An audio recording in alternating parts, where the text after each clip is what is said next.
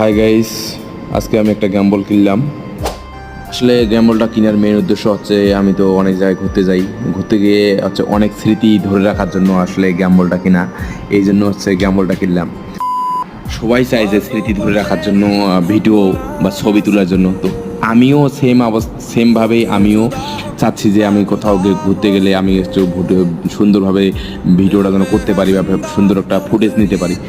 এই জন্য আমার হচ্ছে গ্যাম্বলটা হচ্ছে কেনা, না হলে আমি আগে কিনতাম না। তো আশা করা যায় যে গ্যাম্বলটা দিয়ে আমি হচ্ছে খুব সুন্দর সুন্দর ফুটেজ নিতে পারবো। তো এই জন্যই হচ্ছে গ্যাম্বলটা DJI Osmo হচ্ছে 7 পিকের যে গ্যাম্বলটা, এটা আপডেট এআই, যেটাতে এআই জেনারেশন সিস্টেম দেওয়া আছে।